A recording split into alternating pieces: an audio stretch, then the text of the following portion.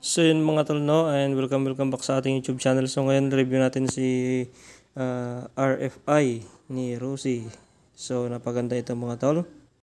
So yun mga tol, makita natin yung front view, then yung kanyang side view, then likod, then sa kabila. So yun nga mga tol, no, ngayon voice over lang muna tayo dahil hindi ko na on kanina yung mic, nakalimutan. So makita natin yung kanyang visor, medyo okay, matibay, makapal.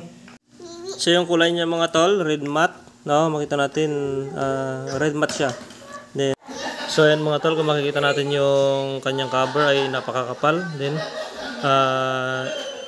hindi basta-basta na mayuyupi. So yung kanyang tapaludo, no, ayan, matibay mga tol. At yung mga tol, grabe yung pagkagawa, talagang solid na solid at napakatibay talaga mga tol. So yun mga tol, yung kanyang headlight ay naka LED na rin. Kung makita natin yan, isang bulb, dalawang bulb sa bawat side, no? Left and right. Then yung kanyang signal light ay naka LED na rin.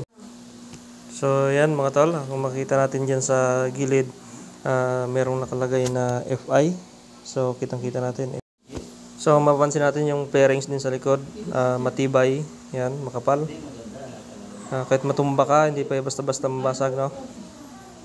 So dito tayo sa kanya. So yung mga tol, yung sa kanyang brake, naka-combi brake pala siya and disc brake na rin. So sa kanyang combi brake mga tol, pagka nag-preno tayo sa likod ay sumasabay na rin yung sa harap. So siguro 80% sa likod, 30% sa harap para hindi ganong subsob, no? Yan, mapunta tayo sa kanyang mags mga tol, no? Makita natin ang mags niya ay makapal din. Then yung design ng mags niya, parang fly siya, no? Kung makikita natin na manipis siya na marami na malalapad. Then yung kanyang size ng gulong ay 110 by 70. So malapad na yan mga tol. So yun mga tol, proceed na tayo dun sa kanyang panel. So yung kanyang panel ay naka-digital. So yan mga tol, kung makita natin yung kanyang speedometer, naka-analog type. So okay lang yan, at least latest design pa rin siya. Then proceed tayo sa kanyang RPM, no? Ang kanyang RPM ay naka-analog pa rin. So yan mga tol, i-open na natin. So meron tayong gagamitin na remote at andun yung kanyang switch on tsaka switch off. Then pag na-open na natin, punta tayo dun sa kanyang secondary switch, no? Yung DP heat. So pipihit lang natin on. Then pag pinihit natin, andyan yung seat, fuel, makikita natin. At meron pa tayong pipihitin dyan yung kanyang mismong on, na kapag in-on natin siya ay umiilaw yung kanyang panel. So yan, makikita natin yung digital panel niya na umiilaw na pati yung analog odometer and RPM. So makikita natin dyan. So yan mga tol, makita natin yung kanyang battery bar dyan, no? Para malalaman natin kung full o hindi. Then andyan na rin yung trip o yung ating tinakbo simulan nung ating nabili yung motor. Then meron siyang temperature, makita natin dyan. Ayan yung time. Then yung fuel gauge, makita natin kung ilang bar na yung ating fuel. Yan, meron siya palatandaan. 1, 2, 3 hanggang 4 bar. Then meron tayong check engine na nakalagay. Pag merong alarma sa ating makina ay makikita natin na nag-check engine siya. Then yung mga signal light warning nandyan na rin, makikita natin. Then yan mga tol, proceed tayo sa kanyang switches.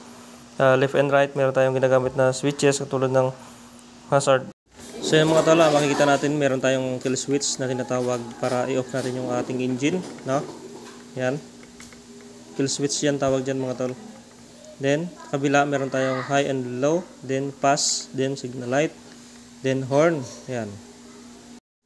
So yung mga switches niya mga tol ay medyo may pagkakaiba doon sa ibang motor, no?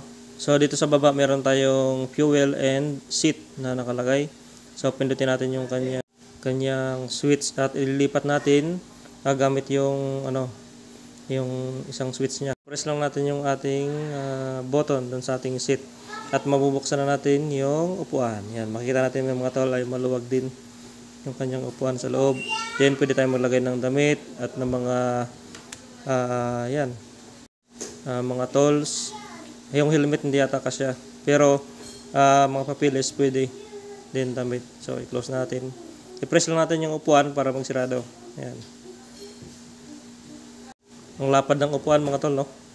Then punta tayo doon sa kanyang fuel tank, no? So ang fuel tank niya ay nasa harap lang. Press lang natin yung button. Pag pinress natin ay lalabas na aangat yung kanyang takip, no? So press natin. Yun, umangat na. Then makita natin yung may isa pa tayong iikutin para mabuksan yung kanyang takip yan sa kanyang tangke. So hindi ko lang nasukat mga tol kung ilan yung laman ng kanyang fuel tank. Dahil ngayon ko pa lang ito nakita.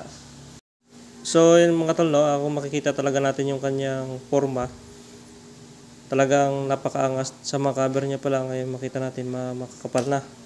Then yung kanyang tail light, no, naka LED, signal light, LED na rin, no.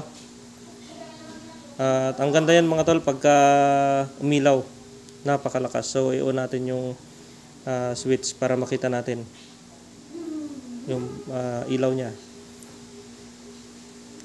On natin, medyo mahirap siya yun. So yung mga tol, kung makikita natin, nako, napakaangas, para siyang NMAX. Titingnan natin sa malayo, parang NMAX siya tingnan. At kuwang-kuwa talaga yung itsura niya. Yan yung signal light natin. Kaya makita natin mga tol, malakas yung signal light niya. Then sa right, tingnan natin, malakas din yung signal light niya. Then try natin sa kabila. Maganda yung posisyon ng kanyang signal light mga tol, pansinin. Yan, sa kabila din. Grabe.